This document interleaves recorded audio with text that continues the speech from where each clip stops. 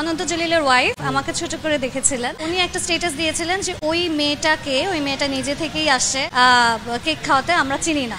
ব্যাপারটা হলো যে ফার্স্টে আমি ওরকম ফিল করিনি। স্টেজে যাওয়ার পরে স্টেজে যখন আমাদের কেক খাওয়ানোর ব্যাপারটা ঘুরছিল তখন আমার কাছে নর্মাল লেগেছে। পরে যখন আমি নিউজে দেখলাম জিনিসগুলো তখনও আমি অনেক ইন্টারভিউতে এটা বলেছি যে আসলে আমার কাছে ব্যাপারটা এরকম লাগেনি। ওনার থেকে আমি ওই টাইপের কোনো রিয়াকশন পাইনি। একটা হিরোইন বা যে হলো মিডিয়াতে আছে তার সুগার না খাওয়াটাই খুব নর্মাল। তো ওই জিনিসটা আমার কাছে নর্মাল লেগেছিল। বাট খারাপ যে জায়গাটা লেগেছে সেটা হলো ওইখানে উনি একটা স্ট্যাটাস দিয়েছিলেন যে ওই মেয়েটা নিজে থেকেই আসছে কেক খাওয়াতে, আমরা চিনি না। তো এই জায়গাটা ডেফিনেটলি আমার গায়ে লেগেছে বিকজ ওই মেয়েটা আমি যে ওই প্রোগ্রামের ব্র্যান্ড অ্যাম্বাসেডর অ্যান্ড সিইও ছিলাম। তো আপনি যখন একটা স্টেজে যাবেন, স্টেজে উঠে কারোর সাথে কেক কাটবেন বা ইনফ্যাক্ট আমাকে ওখানে মাইকিং করে ডাকা হয়েছিল, আমাকে ওখানে ক্রেস্ট তুলে দেওয়া হয়েছিল। সো এগুলোর পরেও যদি উনি না জেনে থাকে যে আমি ওখানে কে ছিলাম, আপনি কার সাথে স্টেজে উঠছেন সেটাও আপনি জানেন না, then that is very sad. So আমি রিকোয়েস্ট করবো যে নেক্সট টাইম থেকে যখন কোনো প্রোগ্রামে কেউ যাবে তখন তারা যেন জেনে নেয় যে তারা আসলে কার সাথে স্টেজে উঠছে, কার সাথে কেক কাটাকাটি করছে, কাকে সে ক্রেজ দিচ্ছে, তাহলে জিনিসগুলো ক্লিয়ার হয়ে যায় আর কেউ ছোট হয়।